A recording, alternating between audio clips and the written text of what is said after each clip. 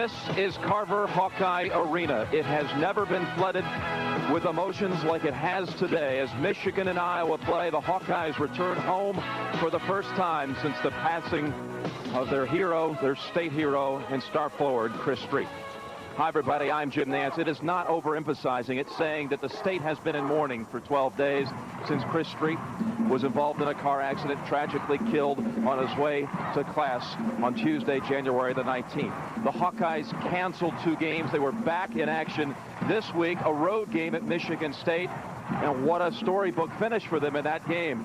Back on the floor for the first time in 10 days. They trailed by 15 with 3.5 minutes to go, sent it to overtime, and then dedicating that performance to Chris Street. You saw A.C. Hurl pointing to the number 40. They pulled off the victory on the road. Now they're back home, Billy Packer, and let's talk about just what kind of effect the emotion will have on this game today.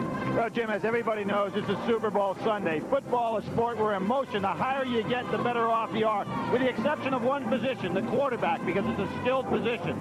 In basketball, you have 5 skilled positions, and I really think in basketball, too much emotion is not a good thing. So I think a real key today for Tom Davis is to bring his team back down to earth so that they can execute what they'll have to do on the floor. The reality of it is there is a game today, an important game at that in the Big Ten. And a year ago when they met here, Jalen Rose had his career-high effort of 34 points. What about the way Jalen's playing, Billy? Well, he played that day not as a starter. He was disciplined but came off the bench and was excellent. He is a very gifted backcourt performer, and at 6'8", he is very difficult to match up with. He has played extremely well against Iowa. He today has got to be the guy that takes over leadership for this Michigan club that's on the heels of Indiana. They cannot afford to lose any more Big Ten games. Well, aside from A.C. Earl, the player who can really get hot from the outside for the Hawkeyes is Val Barnes. Billy had 29 in the victory against Michigan State. Well, he's an explosive scorer. He has been a big second-half scorer in the games for Iowa. I think today that we're going to have Val Barnes, if you're an Iowa fan, get off early in this basketball game to keep his team in it early. All right, Billy, let's get out the telestrator and go through Michigan. Some things to look for today from the Wolverines in this game. Well, one of the things that Michigan has that not too many people have had in a long time in college basketball, that's a great inside 2-man game. You notice the triangle, 3 men on one side of the floor. But down in low without any problem at all is Chris Webber. He's going to set a great solid screen. And we're going to see the solid screen take place. And look at this pick and roll. Beautiful passing on the inside. 2 big men that really know how to handle Juwan Howard that time on into Chris Webber. How about Iowa? How about something to watch for the Hawkeyes today, Billy? Well, this is a club that is one of the great rebounding teams that we've had in college basketball in recent years. And one of the reasons for it is, look at them in their defensive man-to-man position. Everybody's seeing their man and the ball. All 5 players doing this. When Grant Hill from Duke makes his one-on-one maneuver against Iowa, watch how everybody turns, squares up, gets good rebounding position, and there you'll see everybody blocking out, including Grant Hill, the shooter. Weak side, strong side, post defense, excellent there from a block out. They create an area that no matter where the ball goes, it's going to be in an Iowa player's hands. In this particular case, it's going to be A.C. Earl, and that plus 17 represents their rebounding margin over their opponents. Well, there it is, number 1 in the nation, but let's remember that Chris Street was Iowa's top rebounder. Now, let's hear from some of the participants in this game today from Michigan and Iowa. Their thoughts. I tell you, Michigan is almost scary as you look at tape of them and think about them because they're so talented. You have to play one of your best games all around. You can't have any weak spots, and you can't have many weak moments to beat a team of this caliber. They're going to press us, so we need to be able to break the press and finish some plays at the other end, score some baskets off of their press, and minimize the number of turnovers that we have. I think the transition is real important, and then just come down and try to make them shoot from the outside. Really, you know, they have a lot of height inside compared to us now, and they always try to get the ball inside, Webber and Howard and Riley and those guys. I think we have to be really aggressive. We have to take the ball into the basket at A.C. Earl because he's a great shot blocker for you to be inconsistent, either trying to pull up and shoot over him. He's too tall for that and a great leaper. So we have to take it at that and really break their press and stop them from the offensive rebound. Viewpoints from some of the participants. How about from Mr. Packer for this game today? Well, Jim, you know, we think of this Michigan club as this highly skilled group of freshmen that they put on a show all the time. But this year, they're playing great defense. Iowa's not a club that shoots a high percentage. Today, they're going to have to get some better shots against Michigan because they won't turn them all over off their defense. All right, Billy. Starting lineups are coming up next on CBS. Come back and join us from Carver Hawkeye Arena for Michigan and Iowa. CBS Sports coverage of the road to the Final Four is sponsored by Mazda. It just feels right. Charles Schwab and Company, offering you the Schwab no-fee IRA. And by Goodyear, #1 in tires. This is our vision of what a luxury sedan should be. Not because it offers rich leather and anti-lock brakes, but because it comes standard with an airbag on the driver's side and the passenger side as well. Creating a luxury sedan where even peace of mind is shared. The Mazda 929. Mazda, it just feels right.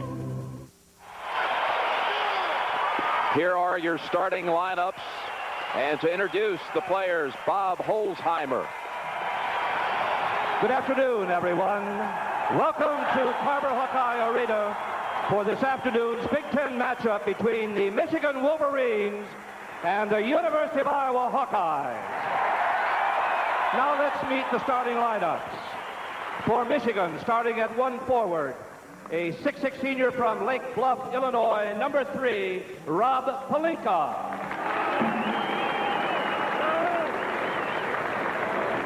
For Iowa at 1 forward, Wade Lookingbill, a 6'5" senior from Fort Dodge. Starting at the other forward for Michigan, a 6'9" sophomore from Detroit, Michigan, #4, Chris Webber. For Iowa at the other forward, a 6'5" junior from Joliet, Illinois, #23, James Winters. At center for Michigan, a 6'9" sophomore from Chicago, Illinois, #25, Juwan Howard. And at center for Iowa, a 6'10" senior from Moline, Illinois, #55, A.C. Earl.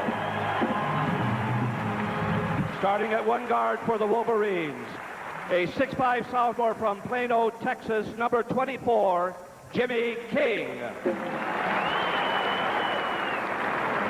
At 1 guard for the Hawkeyes, a 5'11" junior from Fort Worth, Texas, #10, Kevin Smith.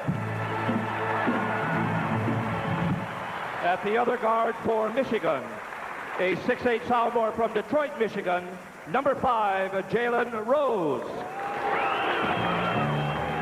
And starting at the other guard for the Hawkeyes, a 6'2" senior from Wichita, Kansas, #20, Val Barnes. And introducing the coaches for Michigan in his 4th full season, Steve Fisher, assisted by Brian Dutcher, Perry Watson, and Jay Smith. And introducing the coach of the Hawkeyes in his 7th season at Iowa, Tom Davis, assisted by Gary Close, Rick Moss, and Rich Walker.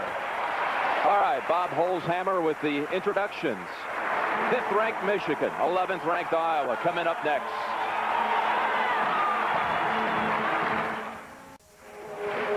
Indiana is unbeaten in the Big Ten. Michigan's only loss to the Hoosiers, 1-point loss at that. Illinois, Wisconsin, Iowa 5th, and the rest of the Big Ten. The officials today, Jim Burr from Albany, New York, Ed Hightower from Alton, Illinois, and Tim Higgins from Ramsey, New Jersey. Chris Webber with that protective mask in the middle with A.C. Earl, and Earl tips it back to Smith.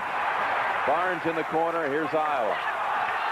Great man, Jim. It's not often that Webber does not get the tip. A.C. Earl has position on him. Again, position by A.C. Earl. Earl walked. And what we're seeing, Jim, is doubling down from the weak side, that time by Rose. So they're going to let Earl touch the ball, and then from the weak side come down and double teaming. Jalen Rose controlling. He had his 20th birthday yesterday and returns to the side of his career-high 34 set last January here. How about Juwan Howard being the man that helps bring the ball up the court? Really a gifted big man, skilled in all areas.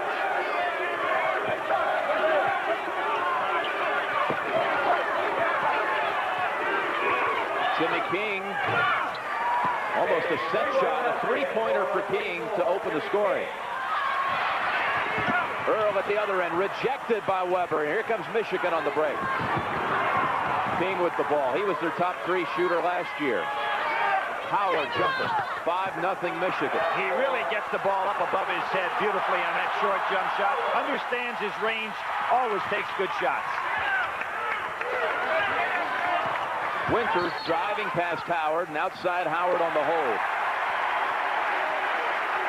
And Jim, you remember this Michigan team last year? Ray Jackson was their defensive stopper. And now you've got Jimmy King, who's developed into an outstanding defender. And then you have Howard, who's as good a low post defender in college basketball. So that gives them 3 outstanding defenders. Steve Fisher told us that King has quietly become our best defensive stopper.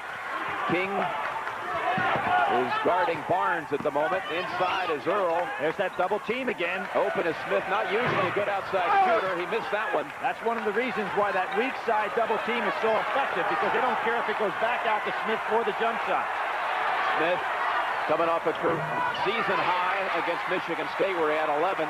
And here he gets the rebound and takes it up the middle. Driving, Smith, beautiful move, but he missed the shot. Howard. What a dribble. And a turnaround move by Juwan Howard, taking it the length of the court. Well, Jim, we watched him in practice, and you and I both feel he's as hard a working guy on the basic fundamentals as any big guy we've seen in college basketball. And there's why his game is progressing to such a high level. Fisher says he's our toughest competitor, and he really does work to improve himself every minute in practice. Barnes missing a 3. Iowa still has not scored. 2 minutes, 20 seconds into the game.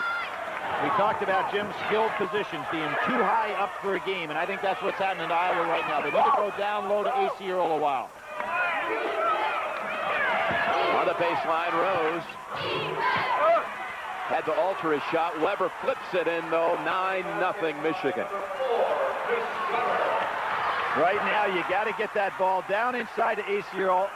Go ahead and let him double team, dish back out, try to get Val Barnes in a situation where he's got the jump shot.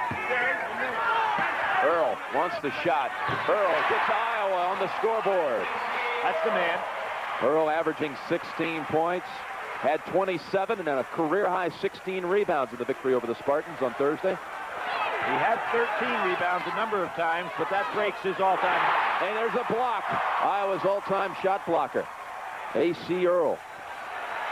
Number 322 on his career. Smart play by Winters that time, not to try to advance the ball with the dribble.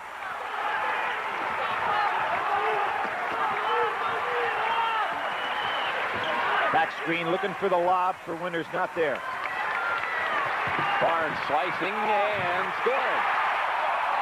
Jim, there was a curl move that Jalen Rose, despite the fact that Michigan worked on that all day yesterday in practice on their defensive assignments, Jalen just didn't beat Val Barnes to the spot. Lazy getting there. Oh, what hands. Blocked by Earl. His second rejection and a whistle before the shot. They call a foul, I believe, on Earl.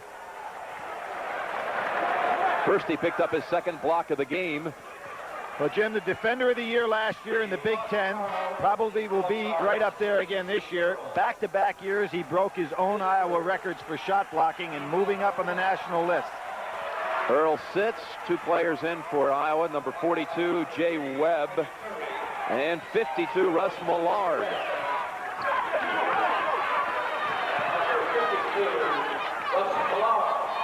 Juwan Howard now with 6. Now Millard got a piece of that. Howard just too strong, ripped the ball away from him. Barnes, that's a three-pointer. 11-7 Michigan. Really important for Iowa to get Barnes off in the first half. He's been brilliant in second halves of games. Here's the press trying to force it down one side. But Howard, of course, being the trailer, good safety valve.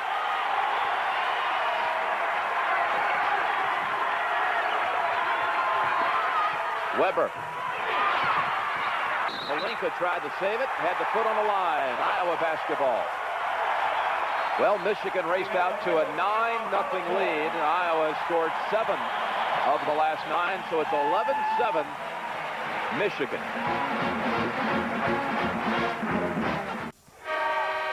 Billy, as we digest these numbers with this season's numbers on the right for Michigan, you can see they've improved in a lot of areas. Well, Jim, a much better basketball team. The thing that really impressed you, with the exception of Indiana having a 55% shooting game against these guys, in the last 8 games, they've held opponents to 41%. Webb with a nice shot. The pressure, Howard able to get it in. Other than Indiana shooting 55% from the floor, the next best was 47% against Michigan all year. Exactly.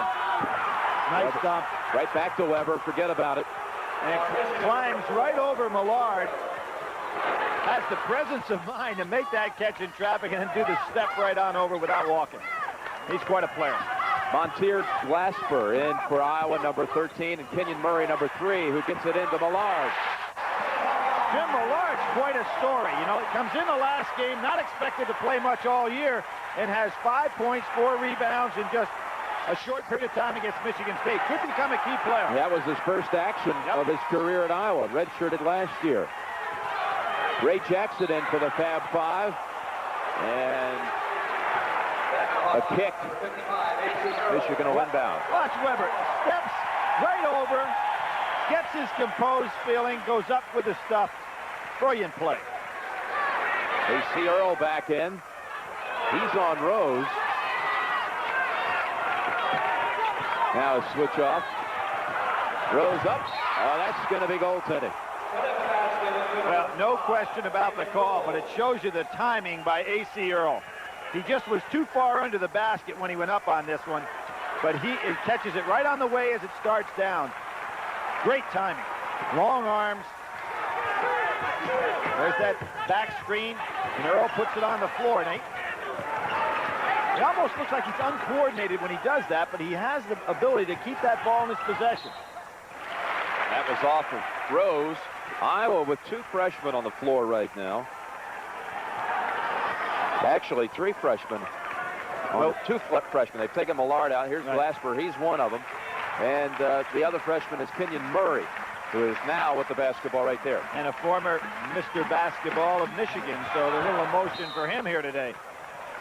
Earl not even close on the baseline turnaround. Iowa had hit its last 5 from the floor before that one. And see how Tom Davis has moved his press up a little bit further. Now what Michigan's going to try to do is to throw over the front line of the Iowa press. They've got the size with Rose back there to do it. Now Riley in the game gives him another big target. So Weber out, Riley in, and back in now for Iowa is Winters, joined by Jim Bartles, who's getting his first playing time. Here we go into the zone with Winters playing on top, and he drops all the way down inside. Jackson nails the 3. Now they call it a 2. They rule it a 2. Jackson wanting to get back into that starting lineup, playing very aggressive basketball since he came back from that injury. Jackson There's missed. a switch. Somebody's wide open. About to say that Jackson missed 7 games because of a dislocated shoulder. Do you think it's just a matter of time before they work him back in?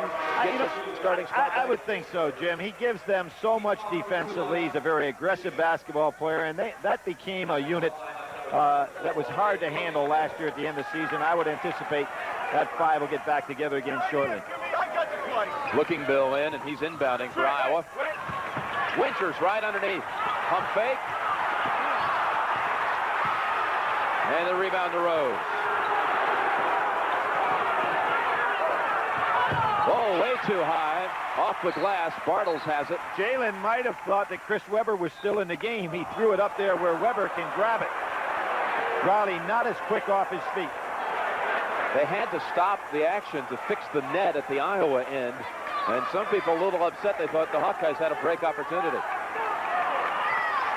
And if they had missed the basket, they'd say, why didn't you stop the game and let the net come down? So you can't win if you're a ref sometimes. But it was the right call. There's that double team from the weak side again.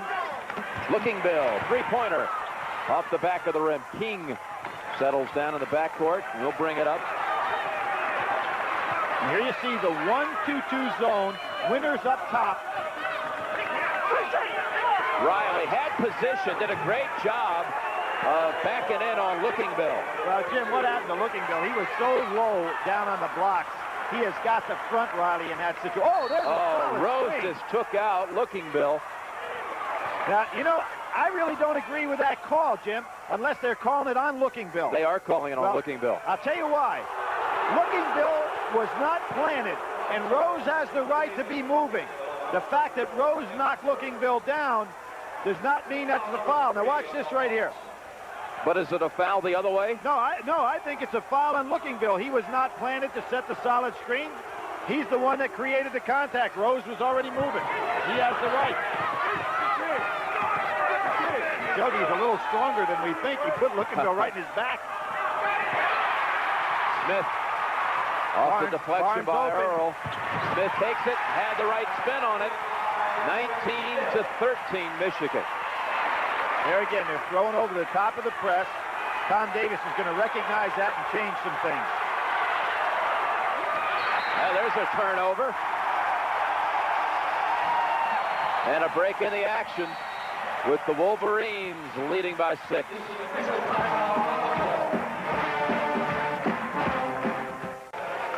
You're going to see a body laying on the floor here in a second, and it's going to be this man right here. Looking Bill's going to come in, he's going to hit Rose, and he's going to end up on the floor, but the foul is going to be on Looking Bill because he's a moving screen, does not have position. Excellent call by the referees. It almost appeared to me, Billy, that Looking Bill was going to slide right by Rose and hardly make contact. I thought maybe it was going to be a no call. Well, then Rose did a good job by making sure there was contact. Nice job by Riley on the inside. Michigan with the 6-point lead. A Talley in. Michael Talley now in for the first time. Number 14 for Michigan. And the 2-3 zone stays, and there's that same attack. Winters stripped it away. Barnes, three-pointer. Weber was hacked by Winters when he went up for the rebound. Millard back in along with Murray. Webb and Winters sit.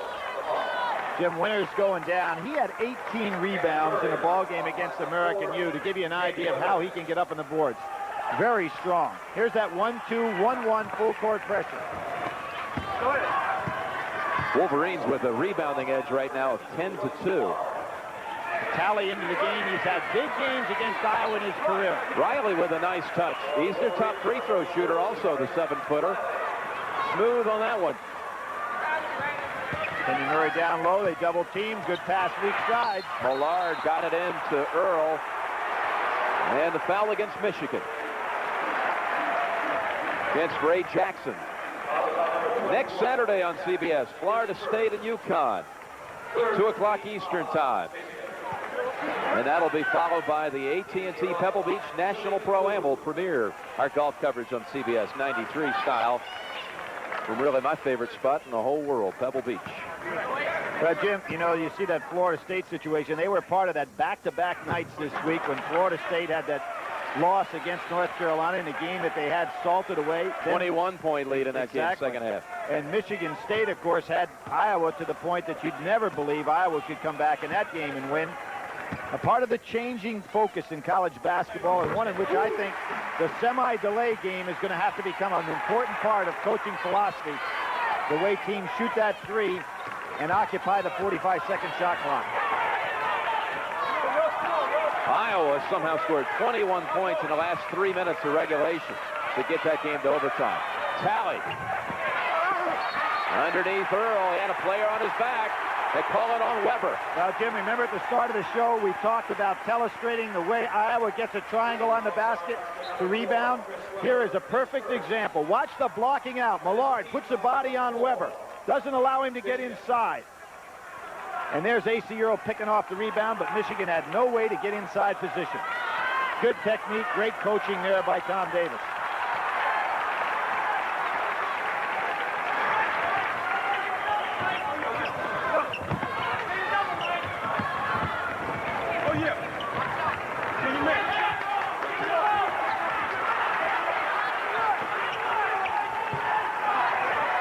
Murray right here, good-looking prospect for Iowa. Asked to move out of the starting lineup, said he feels more comfortable coming in as a reserve. And he hits the 2 as we're talking about him. Cuts it to 5, 21-16 Michigan. Riley. Over the back, it's going to be on Weber. Again, defensive positioning on the boards by Iowa. Weber has to go over the back because Iowa's got everything covered inside. Second on Weber, the 5th team foul against Michigan. Jim, one of the things, if I were Iowa, that I would do, I would feed the post, being A.C. Earl, with Smith, who's not their best outside shooter. Because what's happening, they're feeding the post with their best outside shooter. Therefore, the double team's taking place. They're not worried about Smith. Let Smith pass the ball down low. Murray from almost the same spot he hit a minute ago. Rose with the long outlet. Weber trailing. Murray gets back for the rebound, and Jackson bumped him. That'll be the 6th team foul and the 2nd against Ray Jackson. That was a well-executed fast break by Michigan, and Weber almost pulled off a sensational move with the ball. Put it on his hip for just a second. Right. Great transition defense by Iowa, getting back, eliminating the fast break. Rob Pelinka has come in from Michigan. Weber sits. Pelinka, this is his 2nd Big Ten start. He had his first earlier in the week against Ohio State and responded with 16 points. Millard can't handle it. Murray gets it, and a whistle underneath. Another Michigan foul. They picked up a bunch in a quick span here. That's against Talley, and they'll shoot a 1-and-1. Jim, what we're seeing right now, I think, is Iowa's starting to calm down a little bit from that emotion they started this game with, starting to get a lot better shots on the inside. And I think their substitution pattern now is starting to work out a little better. 1-and-1. In the Big Ten, Iowa the best free throw shooting team, and Michigan 11th. Out of the 11. Shooting almost 71%, and they go to the line. They're kind of like the Dukes of this world. They've had 358 makes, and their opponent had only been to the line 225 times. An important part of their offense. Lead has been trimmed to 3. Iowa very scrappy, but unable to force the turnover on that series. And here they're still in that 1-2-2 zone. Talley out on top. He needs to hit a shot. Talley's going to be open out on top. He finds Pelinka open, way too long. Riley with the rebound and a foul against A.C. Earl. Put Riley on the line for 2. He's their, again, best free throw shooter. For Earl, that's his 2nd, 15 foul. You know, Jim, what's kind of crazy, and we just think back of that Duke-Iowa game. Iowa only went to the foul line 5 times against Duke. A team that, you know, the way they play, it's hard to believe.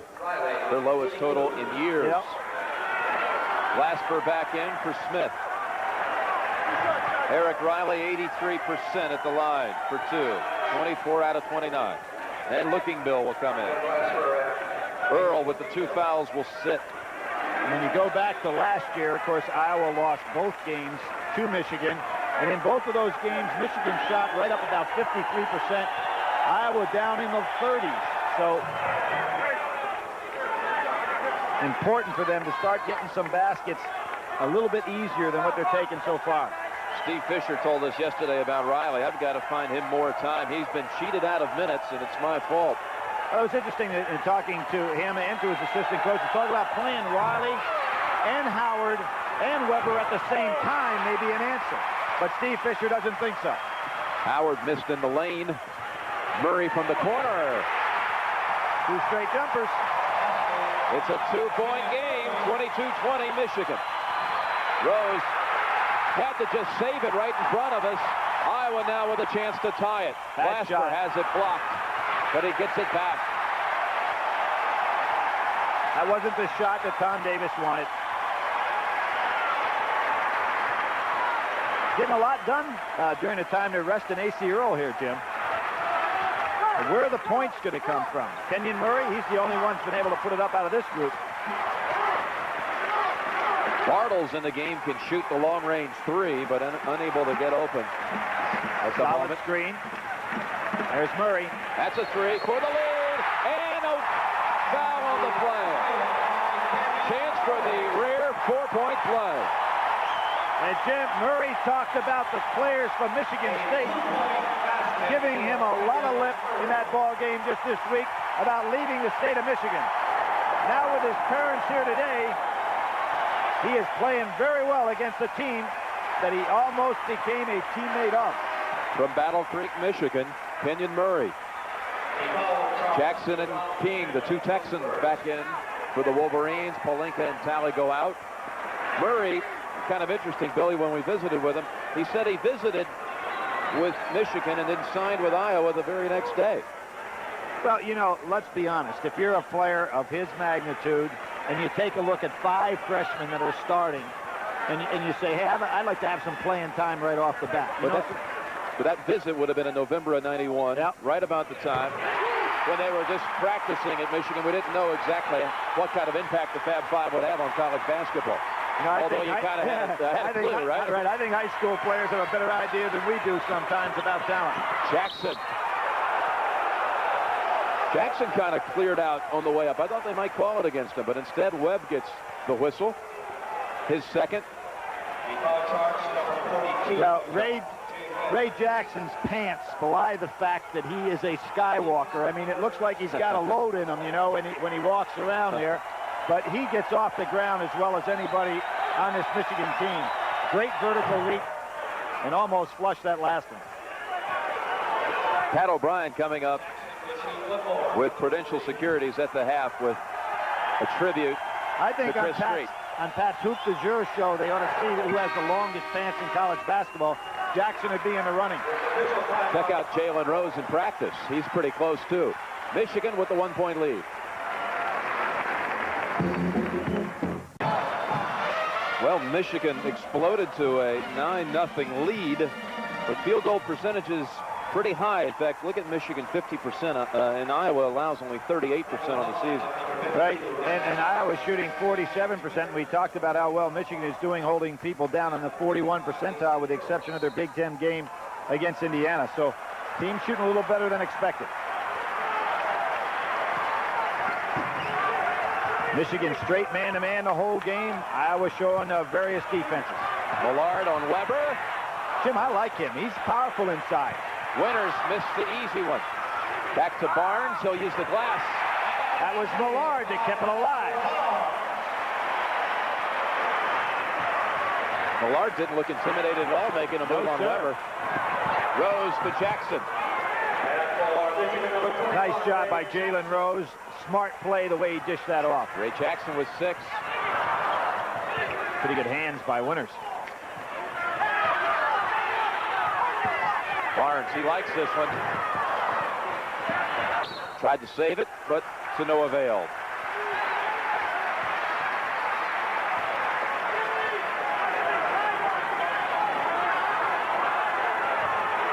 Barnes, a pretty good rebounder, Jim, from the guard position. Good nose for the ball following his shot after misses.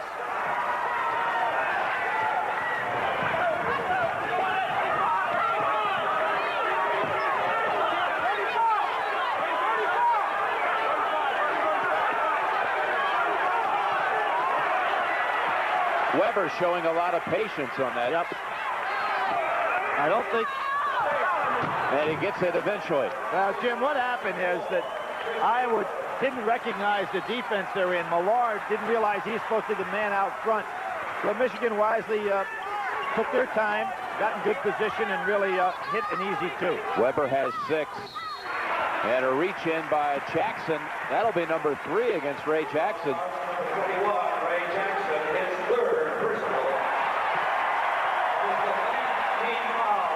It'll be a 1-and-1 for Iowa.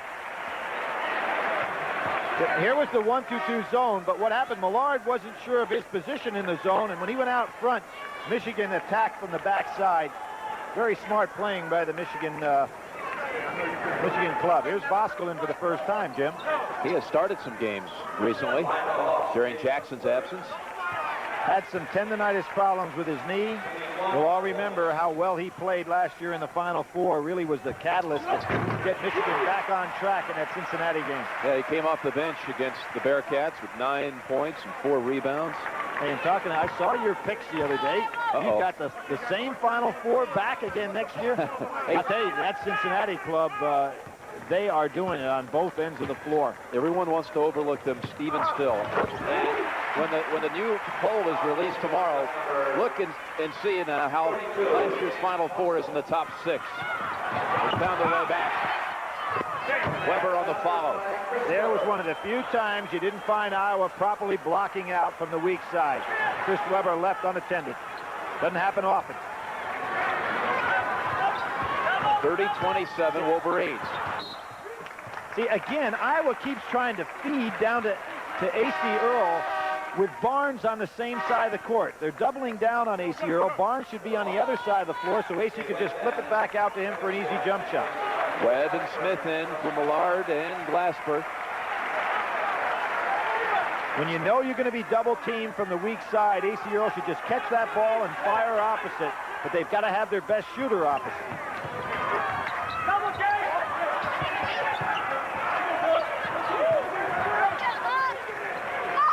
Good defense by Juwan Howard on A.C. Earl. Just wouldn't go for any fakes.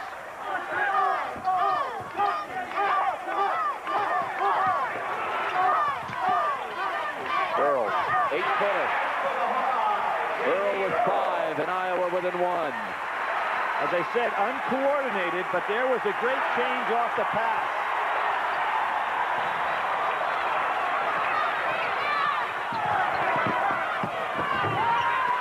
Not a good shot by Jalen. Up ahead, Winters can give him the lead.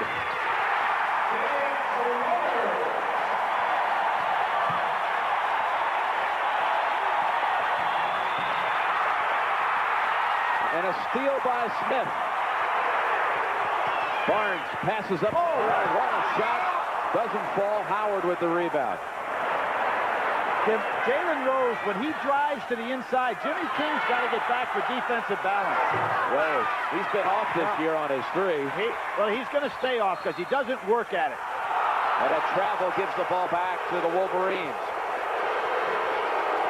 Rose only 24%, Billy, from three-point land. Well, he'd be the kind of guy you'd want to tape in practice and let him see his own tape, because he never works hard on his three-point shooting under game conditions. And therefore, when the game comes and he's speeding up, it's just not there to be made. He's a gifted player, but the work ethic and practice, and particularly on that particular skill, is not there. Riley in, Weber out. For that matter, Rose's scoring average is down a couple this year. Averaging 15.5 a game. But Steve Fisher says he's our leader. Here you see that defense again, changing up a little bit. Bosco. Jay Webb out front makes a tough target to shoot over. King goes to the other side. Good move by Jimmy King. Wisely used the rim to shield off the defenders. Smith. Oh, yeah. Kevin Smith gives Iowa the lead back. 4:20 left in the half. Rose, +1. Oh, and he counts it. At 6'8", Jim, there's what he does so well. He just goes over the top of guards, and he glides through the air. I'll just glide right through the air. No opportunity for Smith to handle him. Smith at about 5'10". Jalen just goes at 6'8", goes right over the top. 44 Bartles in, and A.C. Earl back also with the 2 fouls. And Jim, you talked about Jalen. Jalen this year from the three-point line is now 10 for 42. So you're down, under 25%. Not good at all. Iowa number 11, Kevin Skillett with his first action. 3-point play for Rose. Now with 5 points. Murray gives it up inside to Earl. Makes the move, gets the foul, almost got it to drop. He'll shoot 2. A.C. Earl, first team All Big Ten in '92. You know, I didn't even realize it. You know, not one player up in Michigan made first team That's All right. Big Ten last year. They made it all the way to the Final Right. Four. Jalen and Chris Webber both made it second team. Of course, Chris was first team all-conference preseason this year, along with this young man right here, A.C. Earl.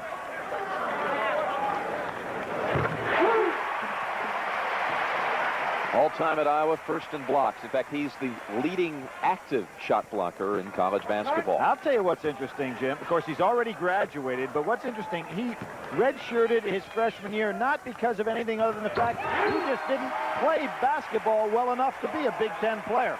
Now he is one of the best in the league. Hard work, dedication. He's done it both in the classroom and on the court. Made himself what he is today. And a big career ahead. Yep. Looking Bill replaces him. Game is tied with 4:05 left in the half. Again, Michigan going right over the top of the press. Bosco with the three. That's the one that he tried against Indiana the game's end. And surprisingly, Weber got the rebound and Henderson rejected it. So hold on for victory for the Hoosiers. We will have, by the way, the rematch for those two February the 14th. What could be for the Big Ten title. Well, this league is so deep this year that you've got to believe somewhere along the line somebody's going to slow down IU other than Michigan. But they have been just knocking teams out of the way. The other thing, Jim, when you take a look at the schedule, Indiana has won a lot of games on the road in the Big Ten. Back half of their season is stacked at home. Yep. That foul was against Riley, his second. So Millard at the line for two.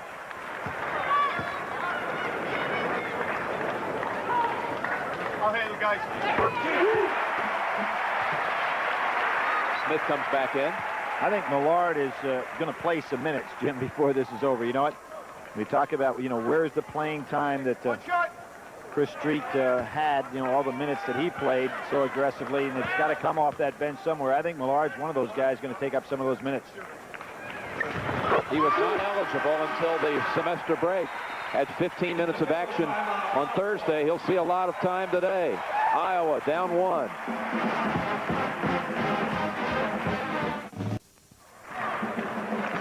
Hawkeye fever here at Carver Hawkeye Arena, Michigan by one, coming up on Prudential Securities at the half. All the sports news, including government versus the referees, controversy in the Big Ten, and the 20th from the last word on Super Bowl 27, a live report for the big game, and a special tribute to Chris Street here at Iowa. And all that's coming up on Prudential Securities at the half. Back to you guys. Thanks, Pat. And the Chris Street family in attendance today, up from Indianola, 2 hours away. Here again we see the valuable ability of Howard to be able to handle that ball. He doesn't get it over in 10 seconds. Now, he let the ball release, but it never got into the front court. You've got to catch the ball. Good call. And what you have down there is the official telling both Steve Fisher and the players from Michigan that the ball must touch somebody in that front court.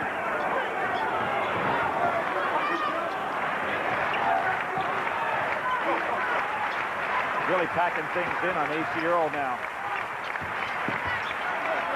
Two good shooters in the game, Barnes and Murray. Good pass by Earl, but it was stolen out of the hands of Webb. Howard lobs it to Riley. And Earl got a hand on it. Again, Earl just running the floor. Smith with a three, pull-up three. Murray had position underneath, but on the outside, the foul over the back on Webb. Murray extremely quick getting off the floor down on the inside. Likes to play in the open court area. The third on Webb, so he'll go to the bench. Millard in. And Michigan will shoot a 1-and-1. Jim, I think that Smith has got to be a little bit more patient.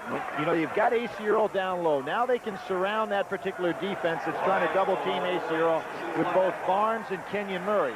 So get Smith over on the side, let him feed, and it gives AC Earl an opportunity to go out in either direction now, and Iowa could be effective by getting it down inside and pumping it out quickly. On the 1-and-1, long rebound to Smith. Barnes jumper. Iowa back in front, 39-38. He is a scorer. Murray got an elbow in the face. Unintentional from Bosco. He can get some consultation from Weber on that. That's about the same type of injury he had. From behind, Earl with the block. Out of bounds belongs to the Wolverines. And we'll see what happened. So often, you just have your nose in the wrong place at the wrong time. And we talked about Chris Weber getting hit in practice, and then, of course, he comes back the very first game, in the first few minutes, gets hit in the same way. Weber hopes to have the mask off in 1 week. Might have to have it in the Purdue game next Sunday, you'll see here on CBS, but after that they say it'll be clear. Rose gets the three this time, and Riley trying to get position underneath, called for the foul. Yeah, the basket counts. You see how Jalen concentrated on that shot, Jim? He stuck right with it, followed it all the way into the basket. This guy, Ace Earl, he is everywhere down in the post, both on the offensive and defensive end of the floor. Has only averaged throughout his career 2 fouls a game. Weber comes in for Riley, who sits with 3. I'm talking about fouls committed, not fouls on the line. So that's amazing that he plays well within himself. And he has not fouled out of a game since his freshman year. Correct. You asked me that question when we had that game at Duke. That's right. Who was the player that never fouled out of a game in his career? Will Chamberlain. I'm going to give you one today, all right? You know how many times my answer there, by the way, was Kareem Abdul-Jabbar. Yeah. As Lou Alcindor at UCLA fouled out of 2 games. I had to go back home and look it up. Oh, you did? Only 2 times. But I'm going to give you one today, okay? And I hate to break up this game. A very important day today. But you're going to do it anyway. Yeah, I am. One man more important to what we're doing right now and the Super Bowl than any man in the history of sport. And I'm going to tell you what it was. Wait, it has something to do with this game? With the basketball that we're watching and today's Super Bowl. You know what it was? Dr. Naismith. Barnes on the steal, and Iowa takes the 2-point lead. First time they picked one on the inbound pass. Rose ties it at the other end. All right, how I'll about tell you Naismith? why. Naismith is the man that basically invented the football helmet. So without him, we don't have basketball. Without him, you don't have football. So he's more important than that. I close my case. But you started talking about the Super Bowl. That's where you threw me off. Winters makes the move. Over the back is Millard. Yep. You talk about Naismith. I'll throw one at you. Okay. You know this, though, I'm sure. I don't know. The only coach in Kansas history with a losing record. Dr. James Naismith. I didn't say he could coach. I said he's important to the day today. Yeah, that is. He got out of coaching to invent the football helmet. Yeah, there you go. Millard with the foul, his first. And this is a 1-and-1. It's only 9 against Iowa. Next one will be the double bonus. Howard's already missed the front end of a 1-and-1. Iowa started off, as we said, in a very emotional pitch, down 9-0. They've done a fine job to get back in this one. That puts Michigan in front. This guy had 20 rebounds in the game against Wisconsin this season. And 18 points. Pretty active.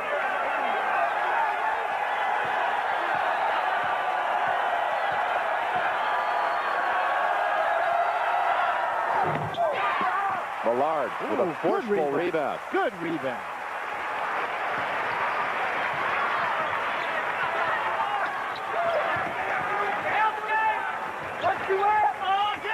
Nobody in the low post now, just spreading things out. Trying to get some back screens.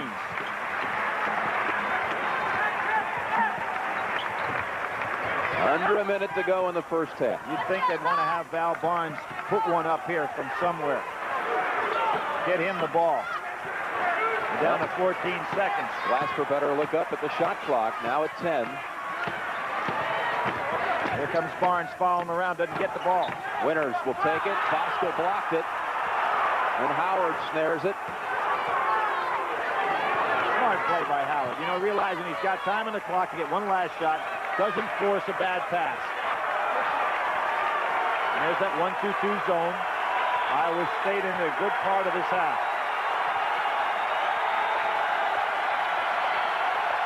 How about Bosco down in the deep corner, Jim? Go inside and hit Bosco. He made his last one from the corner. Under 10. There he is. He's got the shot from the corner. Oh, Weber on a push. And that's going to be his third. Well, that was good execution by Michigan. They got Bosco the shot where he made the last one, and Chris Weber picks up a cheap foul with 4 seconds to go.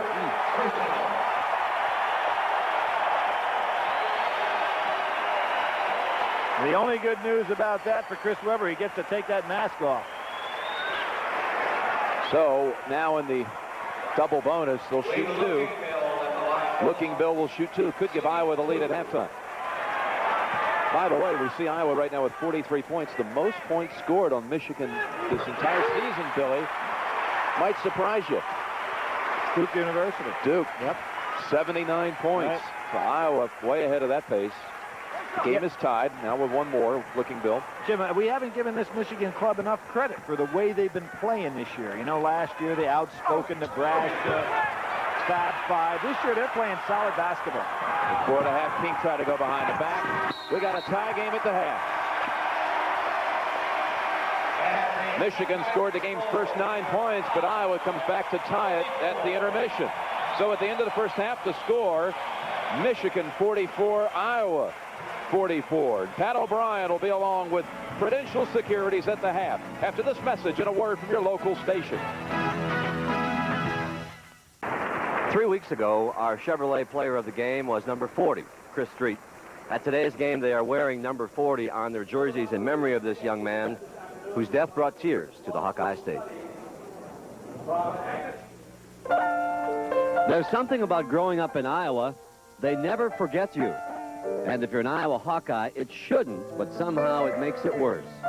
They loved their Hawkeyes here, and they loved Chris Street, whose time here was too short. The 20-year-old Street apparently pulled into the path of a county snowplow as he was leaving a team dinner near the intersection of Highway 1 and I-80 around 7 p.m. Officials say Street was dead at the scene. You know, he always just did something that would try to help you or help the team, and he always cared about everybody. You know, he always tried to learn just to fit in and just to do whatever it took. And it was fun seeing him progress as he, you know, as his career went on. Whatever it took to be a good player, a good friend, and more than a good memory. No, Chris leaves as an inspiration, a good one. To me, I think Chris represented the intensity of life, the openness of the Midwest. There's something about growing up in Iowa. For one thing, if it's possible, you want to be a Hawkeye. Then you want to help the team. And then, well, you never want to leave. Chris Street got all 3.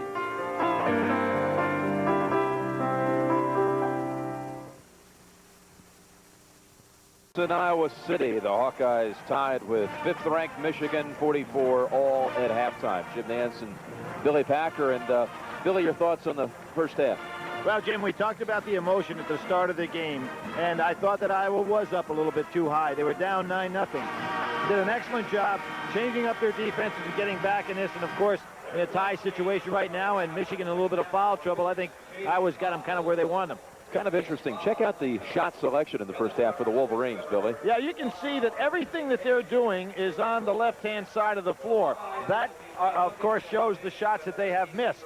Then when you throw in the shots that they have made, basically everything is still over on that side of the floor. Why? How about the fact that Jalen Rose, a left-handed player, moves down that side of the floor, and Iowa doing a good job keeping them on only one half of the court.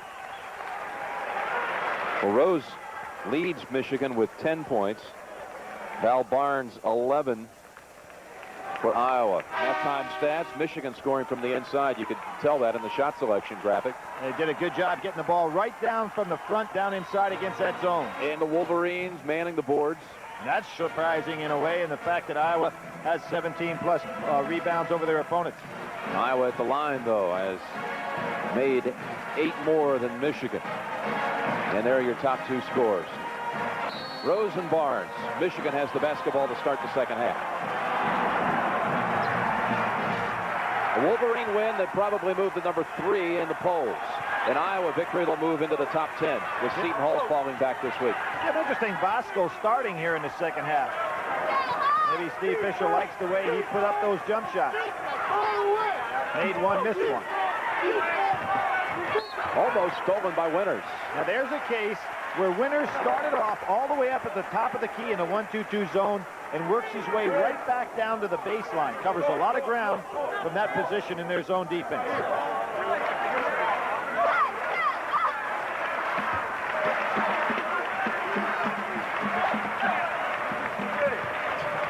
Pick up man-to-man out of bounds. Drop back into the zone. Most people do the opposite. Go zone out of bounds, then try to pick up man-to-man. Under 10 on the shot clock. 5 on the shot clock. Weber just in time. Good three-point shooter, Jim. And he is their top three-point shooter. Yes, sir. Excellent. 11 now for Weber. That's 21 of 47 three-pointers on the year for Chris Weber. He doesn't mind putting them up out there. He's an excellent shooter. Again, there's that double team from the weak side. Barnes with a 3 of his own. To tie it at 47. Now Barnes right at a 40% three-point shooter, so obviously the 2 best on these 2 clubs. Here again, Rose using the left-hand side of the court. Jimmy King. Long rebound to Earl. Smith in the middle. Pull-up jumper. He's hit a couple like that today. Even though he made that, that was not a good idea. Almost stole it. Nobody was under the boards. Would have been a complete turnaround for Michigan. Got to wait on some people.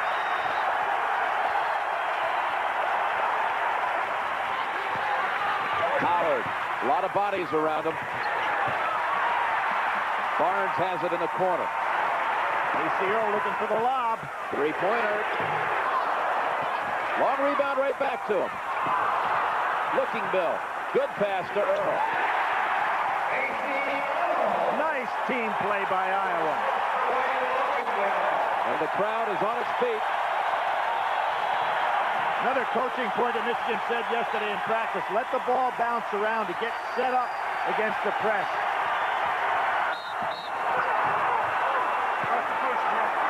A push outside. I think it's on Winters.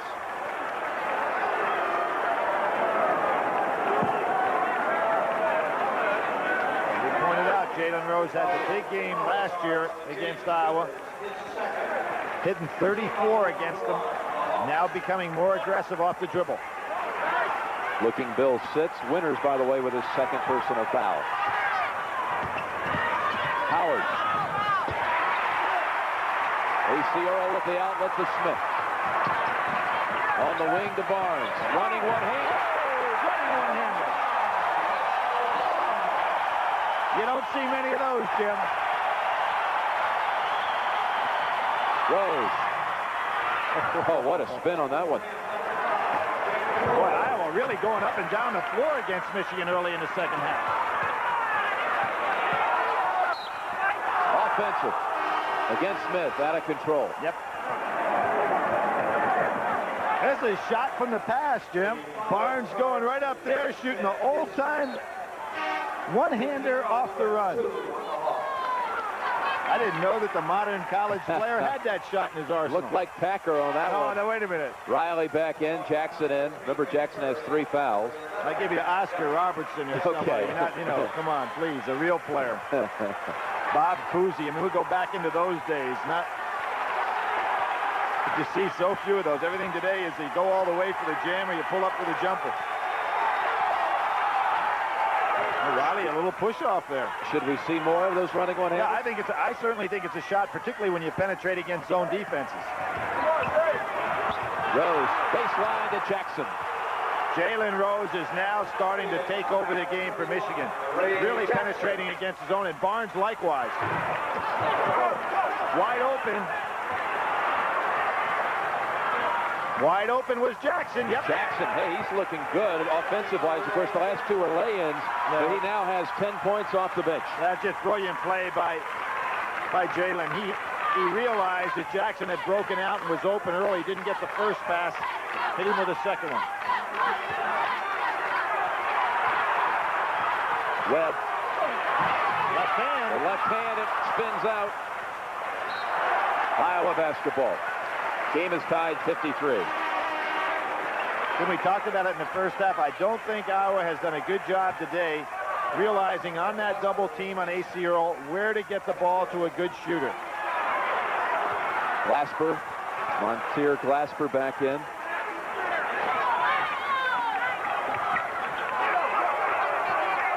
Now see, Webb is the man that would be open.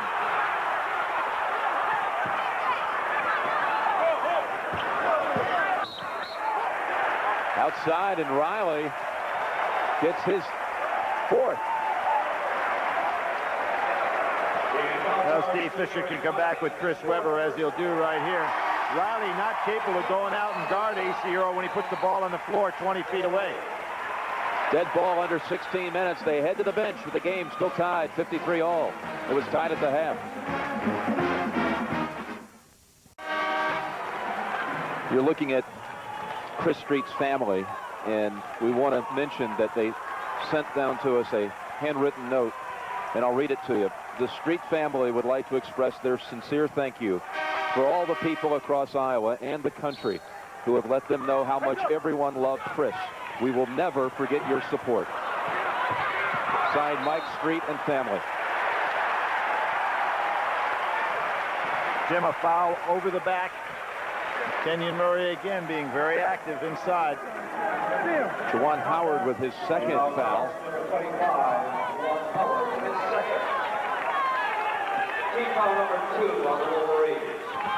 Millard back in, takes the inbounds over Webber, who has the three personals. Smart play by Chris Webber not to go ahead and try to chop down on Millard.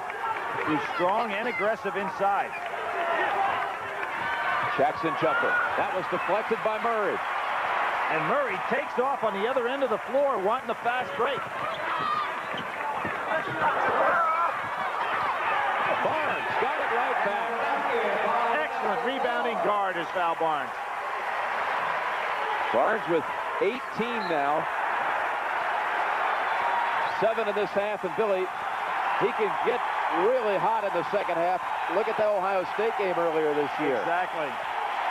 Had 24 in the second half against the Buckeyes. 24 of his 27 points in the second half. But this time he commits a silly foul.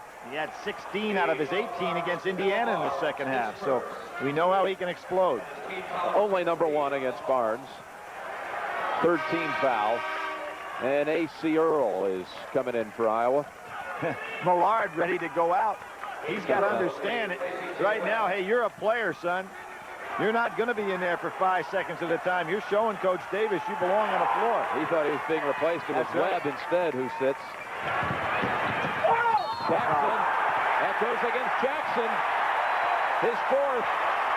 2 Wolverines now. Nice job by Glassbar. Held his ground there, Jim. 2 Wolverines solid with 4. Jackson and Riley. Nice dish, but out of control. Most of the time, when you go down on a fast break 3-on-2, if you can keep the ball in the center instead of the wing, because the man in the center doesn't have that ability to go all the way to the hoop, because normally a defender is going to be right in his way, as Glassbar was. Palinka, number 3, in for Jackson. Palinka's been solid today, coming off that 16-point game he had in his last outing. Only 2. Only taken 1 shot in this game. Double up on Earl. Gets it back to Millard. He lost control of it on the way up. Again. But Murray, Millard again. Wow, he's got strong hands. He ripped that rebound down. I liked him yesterday in practice, and he's doing some stuff out here today. That one got away. Look at Kenyon Murray battle on the boards. They're possessed right here. That's some offensive rebounding. Shooting 2.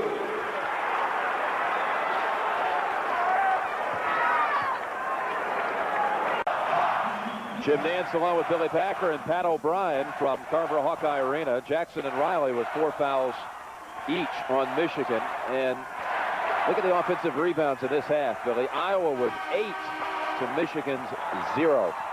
Well, Steve Fisher talked about being out-rebounded by 22 in here last year. And Iowa was behind in rebounding in the first half, so they're making up for it here in the second half. Montier Glasper. There's a lob. So Earl had to come down with it, but he gets it anyway. A.C. Earl has been asking for the lob. Now, that's one of the problems. You call a timeout, it gives the opposing coach an opportunity to set up a set play. And I think what you have is Weber stepping out of bounds. He did indeed. He stepped right on the line. Right by the Hawkeye bench. This pass a little too steep for Earl to go right down in the cylinder with it. So he wisely came right back. Well, Howard was there, but Howard didn't want to get in any further foul trouble, so A.C. Earl did the right thing. 7-point Iowa lead with the basketball. Trouble inbounding. A.C. Earl comes over to help out.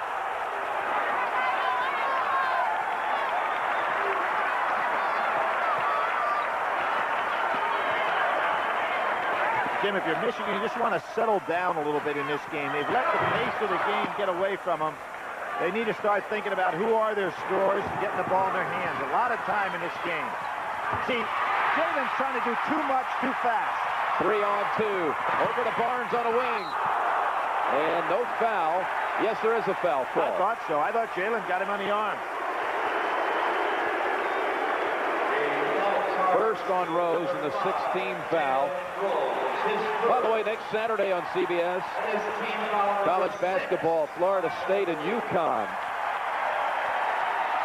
That will be followed by third-round coverage from Pebble Beach. The AT&T Pebble Beach National Pro-Am will follow Jack Lemon. Can this be the year where he finally makes the cut? Now, the year I want to see you walk down 18. Yeah, I want to see you in the Pro-Am. You know, my partner in real estate, Billy Satterfield, won the Pebble Beach Pro-Am one year.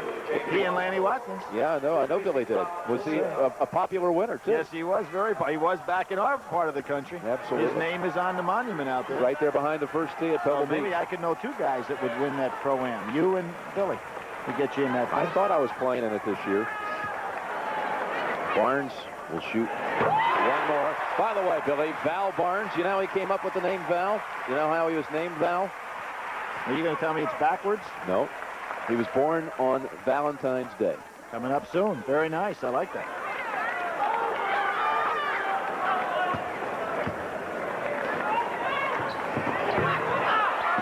Long rebound to King. 8-point Iowa lead. And they stay in that 1-2-2 zone. Bosco from the corner. That's why he's out there. And what happened there is he was so deep in the corner, Kenyon Murray's playing the top of that 1-2-2 zone, could not get all the way out there to stop it.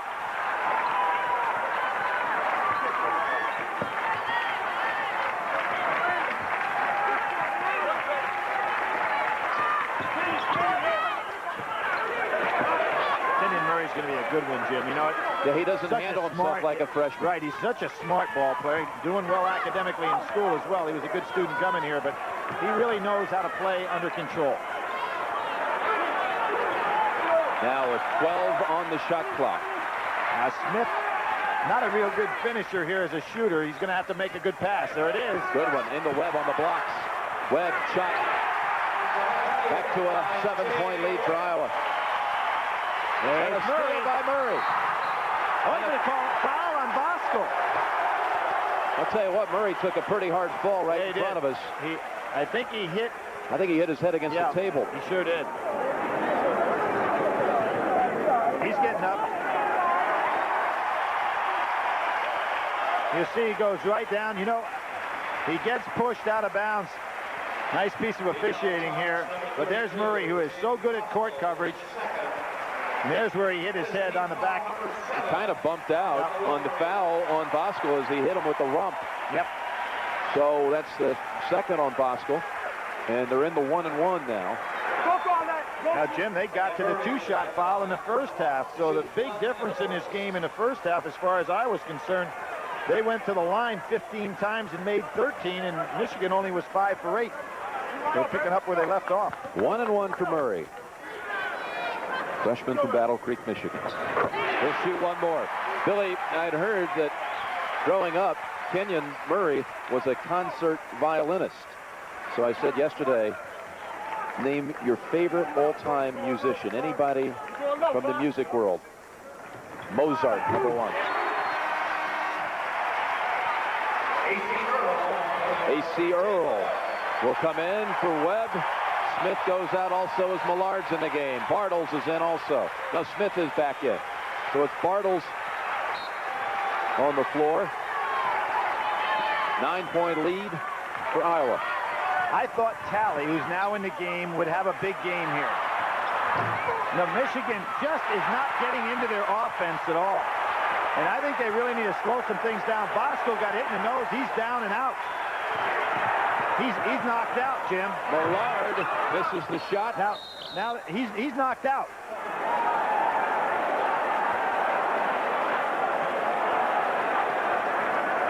He got up for just a minute and started.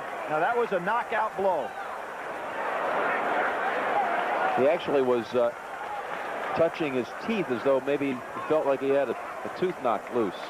But it took a hard blow to the head, evidently. What's happening to Michigan right now is that we've got a lot of time on the clock, and they are trying to get it all in one time down the floor. We're seeing the replay what happens here. Voskuhl goes up, over the back. Oh, another one of those pops right. That looked like a nose, Billy. You walk right into those flying elbows. Certainly Millard did not intend to hit Voskuhl at all, but there it is. Right on the nose. Boy, he took a blow there, and down he goes.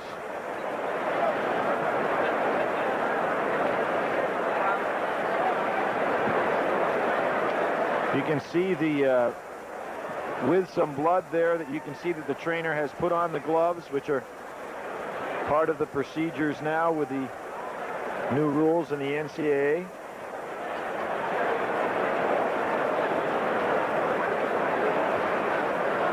Boy, this team, with Chris Webber having a similar type of injury. Yeah, you were right, Jim. He tried to get up at first, and then all of a sudden he just went right to the floor, totally knocked out.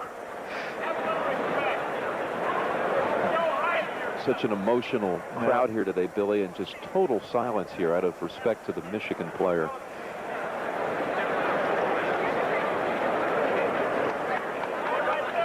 Well, he just lifted up his knee, so he's coming to, so certainly from that standpoint, it's a good sign. And obviously in the sport of basketball, the referees will allow Michigan to take whatever time necessary here to administer to Voskuhl. He's now sitting up and get a well-deserved applause from the crowd here.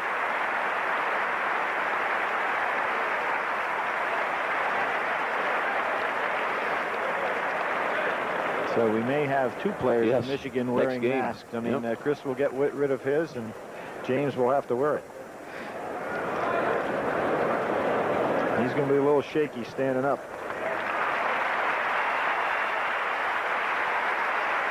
And Millard, look at this, Billy, from Iowa, who inadvertently hit him with the elbow. Class gesture comes over. Now I mean, he's no position, obviously, to play, so it won't be a matter that he could get out there, because I think he is out on his feet as we speak.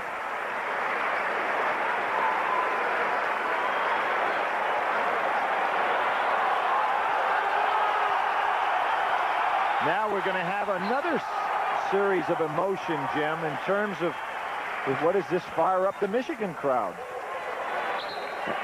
By the way, during that whole thing, it might have been lost. Millard was hit with a foul on a rebound attempt. So Michigan controls, but trailing by 9 with 11:33 remaining.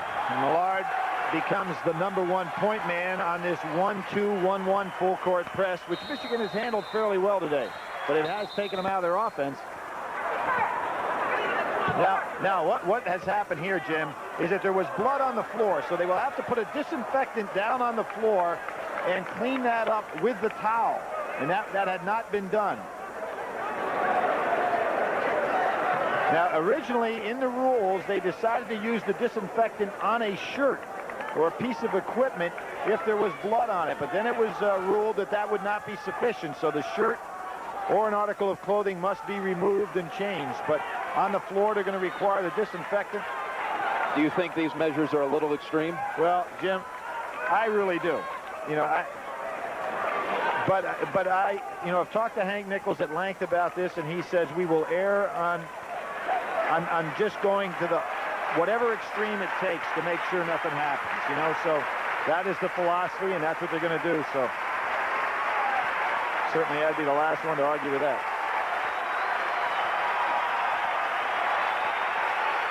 Back to the action, Jim.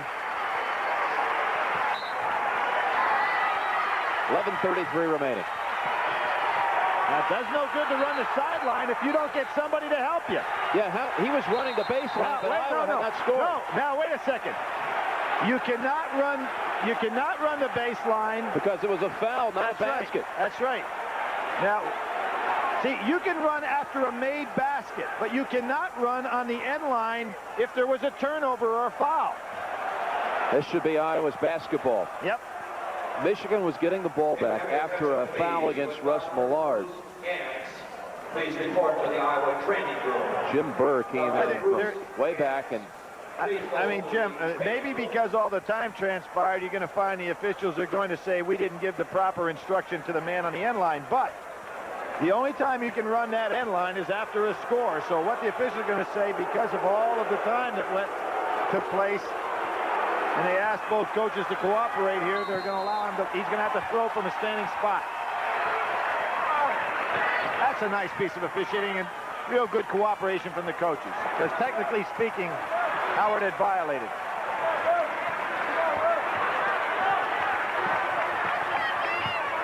Howard finds King open. King underneath, bounce pass, Weber. Puts it up backwards. I thought Weber was in there a long time, Jim, certainly beyond 3 seconds. Yeah, Millard had taken a 3 there. Tom Davis should have really called it a day. Very patient.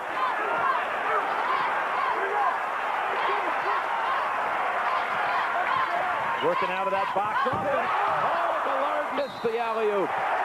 It was perfectly set up by Smith. Tom Davis loved the execution of that play. It was a box. You'll see a box right here. Everybody's thinking about what Iowa has been doing, and then you'll see the play was perfectly set up, the weak side. Millard coming in there, and he just tried to finish it off with too much power. A.C. Earl goes to the foul line. Tally called on the foul. His second and number 8 against Michigan. So they're in a 1-and-1 Earl at the line. You got to telestrate Millard's eyes. I mean, they're popping right out of his Eddie so far. And missing the front end. Rose racing ahead to Rose. And 4 quick ones for Michigan to get back within 5. That's why it's nice to be a 6'8" guard. Even with A.C. Earl on you can still score on a break.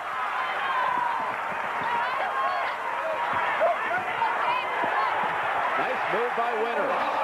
Right around Jimmy King.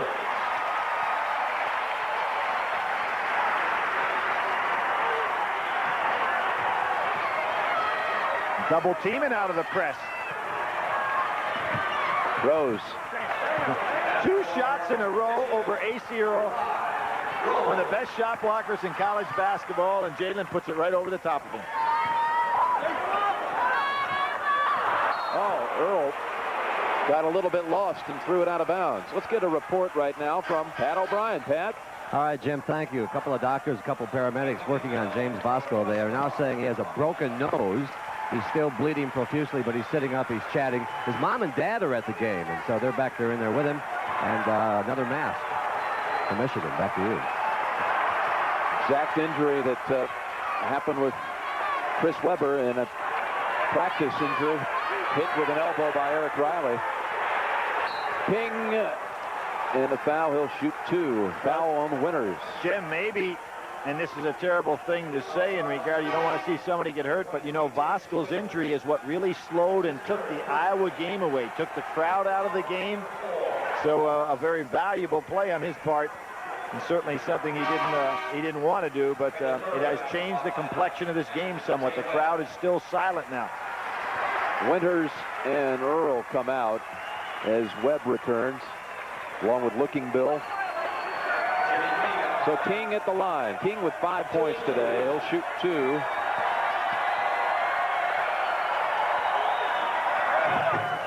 Only a 60% free throw shooter is Jimmy King. And because of his slashing ability, he's the kind of guy should get on the line more than he does.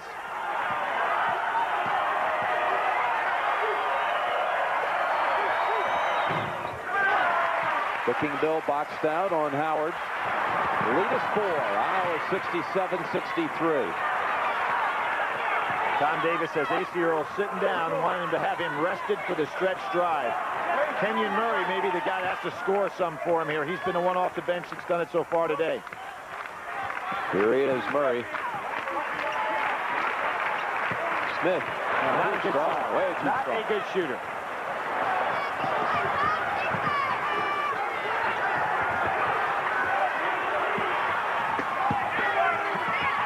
Webber, and 1. And that timeout by Steve Fisher a number of minutes ago, plus the injury to Voskuil, has completely changed this game around. All the momentum has now shifted. Michigan got their composure back. They're not trying to make up for that deficit that they had in one play. And Chris Webber taking over inside. Boy, Chris Webber will give you some reaction shots, won't he? Yep. Or should I say Macy Webber? He told the Michigan Public Relations Sports Information staff, put me in the guide as Macy Webber out of respect to my father. His real name is Macy Edward Christopher Webber III. Says it's okay if we call him Chris. He has 15 points. Unable to make good on the free throw for the three-point play, but he has sliced the lead to 2. Tim, I think it's time to get Kenyon Murray the ball. He and Val Barnes out there work it until one of those two can get off a decent shot.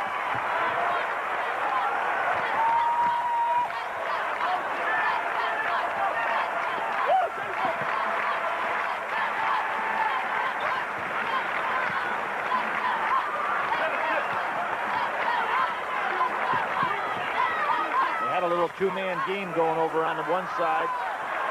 Back to the box offense now.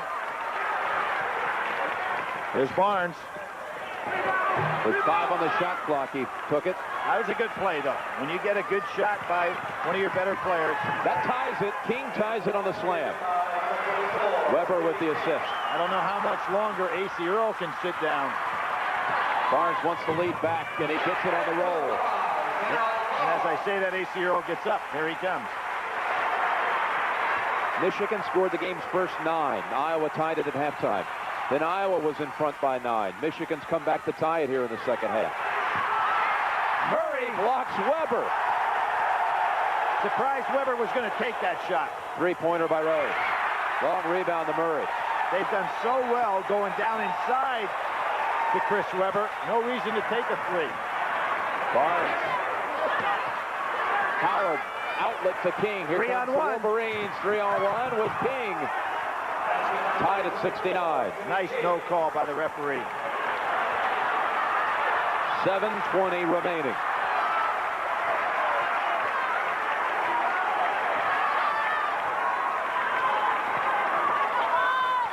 You see 11-4 since Voskuil went down. Took the momentum out of the game.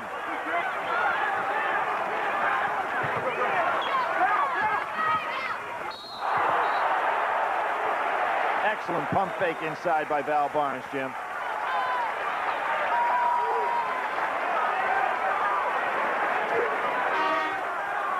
Foul on King, his second. And we have some subs. Here's Earl. Glasper back in. Riley and Jackson, the two Wolverine players with 3 fouls, replace Weber and Talley. Some good things have happened in Iowa this week. You know, Eldon Miller won his 500th game. Former Ohio State coach, now at Northern Iowa. The other thing was interesting.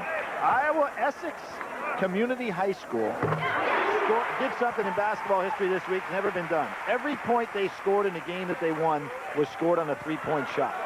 First time in the history of basketball. And you know, in Iowa, they still play women's basketball six on a side, 3 on each end of the floor.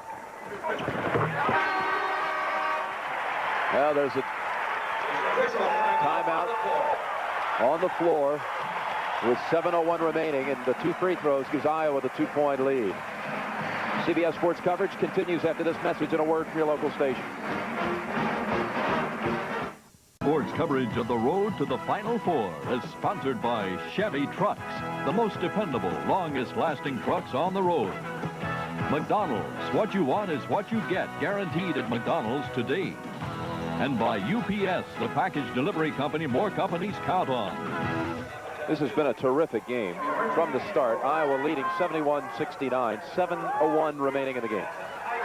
Jim arrested A.C. Earl back in the game with 7:01 to go. You got to figure that Tom Davis can let him go the rest of the way now.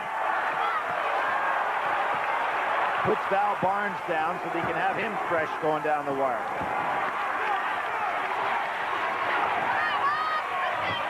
I don't remember Jalen Rose ever being out of this game. Seems like he's played every minute. This is the part of the game where Rose is so often taken over. Well, he tried to do too much for a while there. Now he's back into a good sync.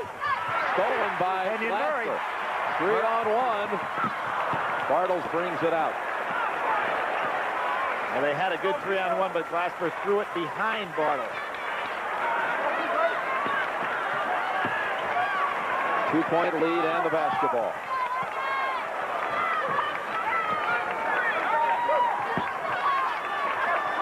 Well, you can see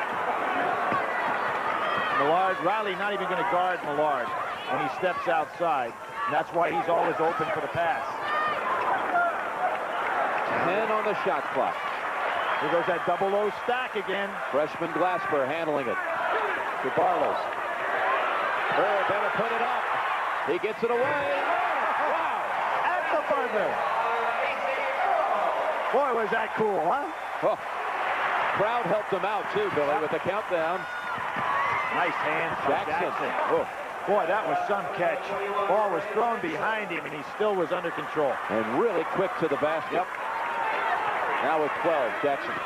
Nice fake. Earl traveled with it. You'll see A.C. Earl down in the low post. The clock is working against him, but Jim, you made an excellent point there, and that is that the crowd counted down for A.C. Earl, gave him a lot of confidence to put that shot up just at the right time.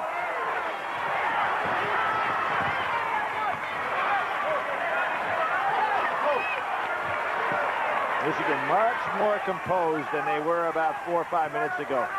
Riley, position underneath to tie it. See, the reason that works is Jalen at 6'8" can throw right over the top of the zone. Kenyon Murray, he should put the shot up. That's the smart thing to do. Are they going to call it a jump? They call it a tie-up situation. Yep. Iowa has the arrow. But it's a smart thing to do. You double team, you're going to lose it. Just put up a bad shot and hope you get fouled. Webb, Barnes, and Smith back in for Iowa. So you'd have to figure they're going to go the rest of the stretch with this team. 5:01 remaining, tied at 73.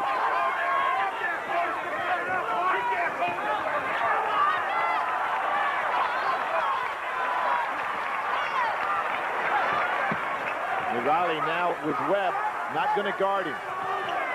Webb's going to take up a little slack.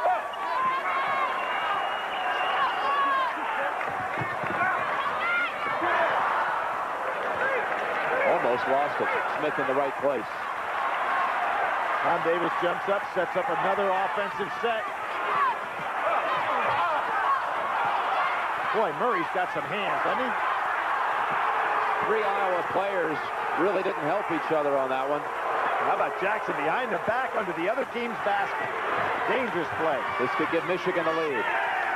Down 9 in the second half. Michigan now with a 2-point lead. Weber on the bench. Getting good play out of Riley. Nothing surprising there. Foul. No foul called, and that's off Michigan. I thought Barnes was fouled on a shot. And a whistle, a break in the action. We'll be selecting a Chevrolet player of the game from each team at the end of this one. Chevrolet donates a $1,000 scholarship to the General Scholarship Fund of each school. It'll be Iowa's basketball when we return with 3:59 remaining and the Wolverines by 2.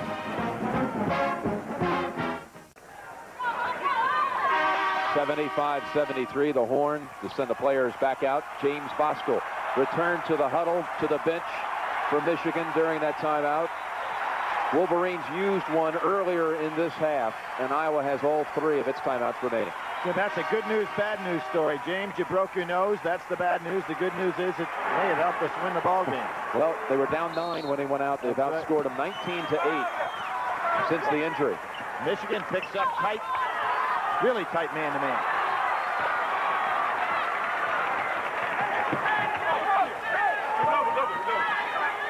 That's a tough shot in there. Off Michigan. 21 on the shot clock. And Webb really wanted the ball down low, but a very tough shot over both Riley, who's got the good wingspan, has played very well off the bench, and Howard. Go back to that double low. Barnes for the tie.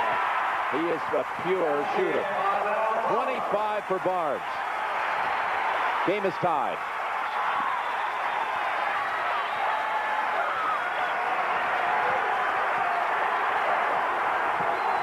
Now, Winters, who plays the top of that key very well in this zone, better than does Kenyon Murray. He gets to the corners better.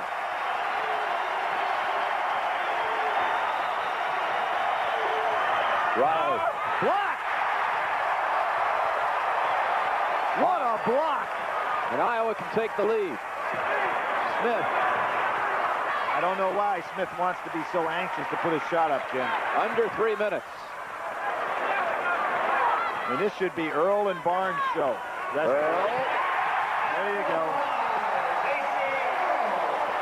Uncoordinated, gangly, anything you want to say about him negative, but he gets the job done. Stolen by Winters. Right back. And Webb is hammered underneath. He'll go to the line for 2. Winters has great ability to feel in his defensive position, whether it's at the top of the key on that zone or whether it's in the press. Great anticipation on his part. Juwan Howard called for his 3rd call against Howard. Riley goes out.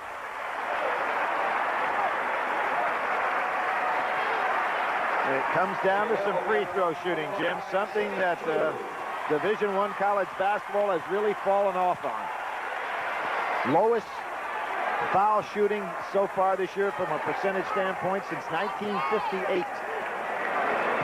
2 shots for Webb.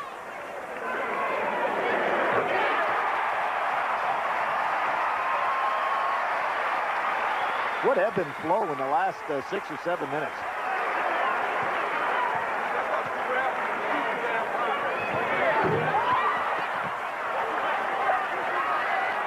Michigan trailing by 3 with 2:28 to go.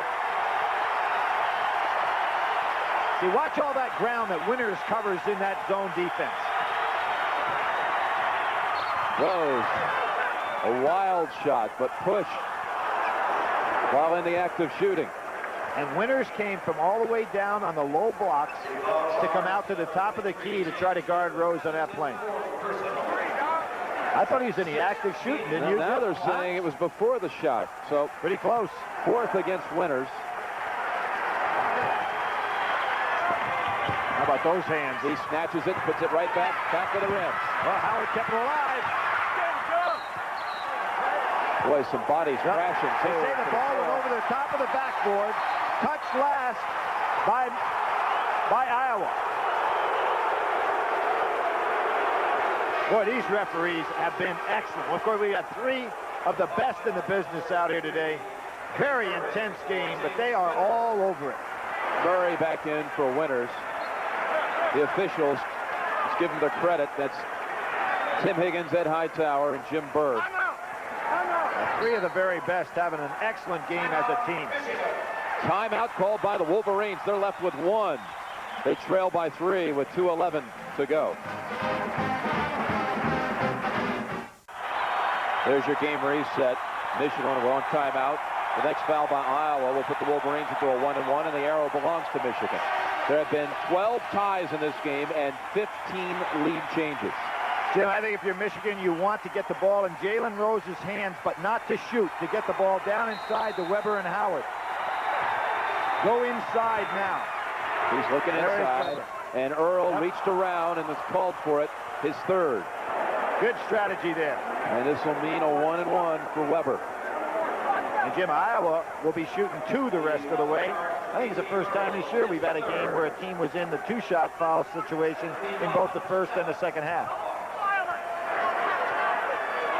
Not a strong point in Chris Weber's game, however. Only shooting 53% on the year. 0 for 1 today. Make it 0 for 2. And Webb didn't come down strong enough with it. Michigan right back. Well, that's a tie-up, but the arrow belongs to Michigan. You were right. Webb had an opportunity there on the missed free throw to pull it down. It would have been a big rebound for Iowa. Millard. And Webb's going to come out.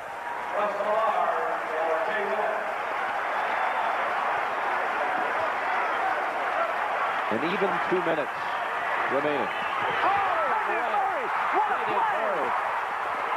And that's going to be... I think he was going for the ball. What a play by Kenyon Murray. This kid's going to be a good one. This is some steal, just like Winters made on the other end. He went up and took it right away from Jalen Rose, who's 6'8", and then takes it to the hoop. Say Hayden Fry sitting courtside today. He looks at that and says that's an all-pro defensive back kind of a move. 2 shots for Murray. And this young man really worked on his free throw shooting yesterday.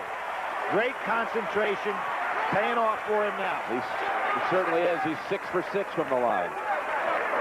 Now to give Iowa the 5-point bulge.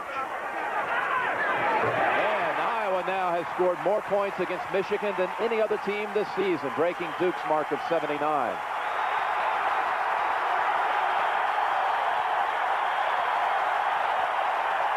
Still want to go down inside. Let Weber touch it.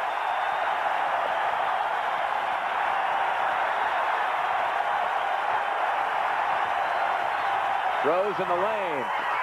Weber gets it. Oh, he is something. You get him the ball, his hands are so good, Jim. It just explodes inside. That brought even the Iowa fans off their seats. And that kid is only 19 and the youngest of the 5'5" is Chris Weber. Foul called against Rose, his 2nd. I don't know if I've seen better hands in college basketball than Chris Weber has. I mean, he's so powerful, so quick.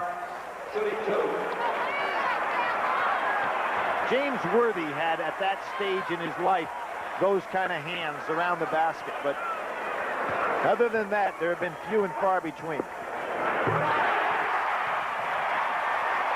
Sometimes when he gets it down there, you can't tell whether it's Karl Malone or Chris Weber. Yeah, that's right. One more for Barnes. He's 4 for 5 today from the line. As Talley comes in for Jackson. Michael Talley.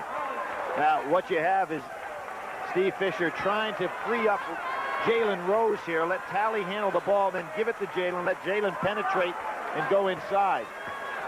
Smart move by Steve Fisher. Back to a 5-point lead. 1:19 remaining. And look at Iowa doesn't press. I thought they'd press a little bit to occupy some time. See, here's what they're going to put the ball in Talley's hands and then let Rose penetrate. Millard steps in front and makes the steal. And Weber commits the foul. Weber's 4th. Millard will shoot 2. his fourth personal.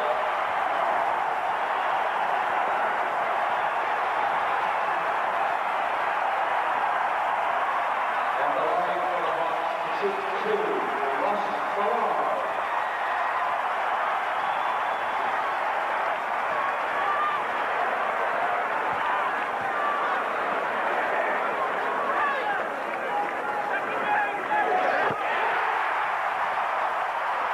Jimmy hadn't played many minutes, but it looks like he's been shooting a lot of free throws in his spare time because his form is excellent. And Indiana moves out a little further in front in the Big Ten, it looks like. That gives Iowa a 7-point lead. Now Jalen Rose has got to put the ball on the floor and drive to the basket when he touches it. Three-pointer by Weber. Earl underneath. And Earl will shoot 2.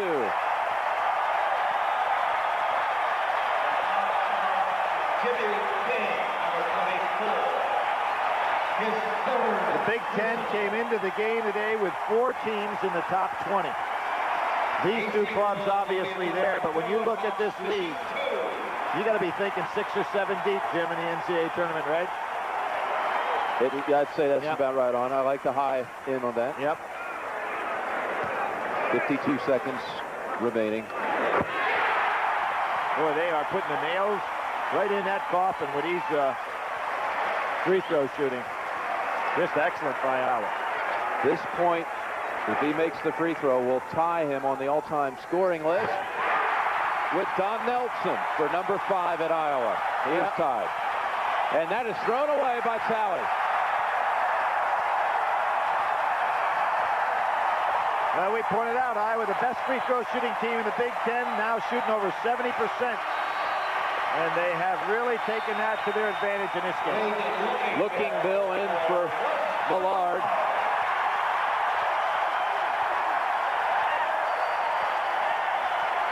Kind of interesting. The assistant coach is really excited about Millard's performance today. They've worked with him all the time in a scout team. Well, that's the wrong guy to send to the line. Val Barnes led the Big Ten in free throw shooting last year. And he'll shoot 2. Let's set the lineup tonight on CBS, a special edition of 60 Minutes. A salute to 3 remarkable women who have honored us with their presence on this broadcast. That's 60 Minutes tonight. And then it's Murder, She Wrote, followed by the CBS Sunday movie, The Shell Seekers.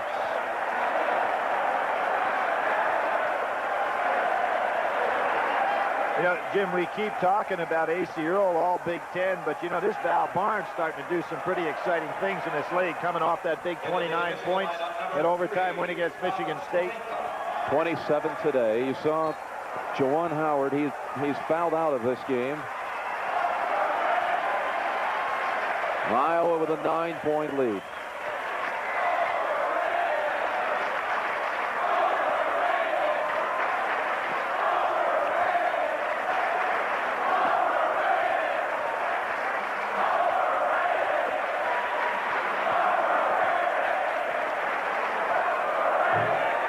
A little flat on that one. You could give him excuse him for once, huh?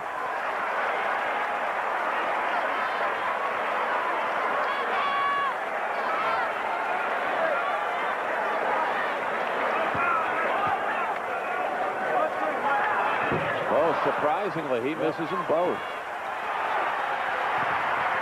Talley for 3. That's Kenyon Murray again. Barnes in there, too, to grab it. You don't want to get fouled here. He got hit in the head. Yeah. Get a chance to improve on that last free throw shooting effort. Well, Jim, your best if you just give up the ball, try not to get fouled. A little time go off the clock. And a smart play by A.C. Earl. You see where he was on that play? He stayed right under the basket to defend in case somebody made a steal instead of running down court. Number 55, the grad, thinking all the way. Ooh, 3 in a row. He's 5 out of 9 for the day. You can see Tom Davis takes everybody off the line, has them back down in defensive position.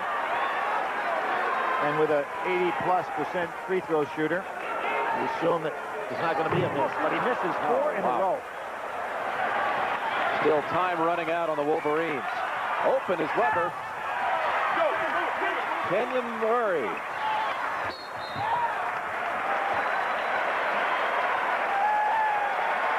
Murray's got the great legs. So quick off the floor. But Tom Davis had some big wins at Lafayette, BC, Stanford, and here, but this one's got to be, considering everything that came into this game, one of the biggest of his career.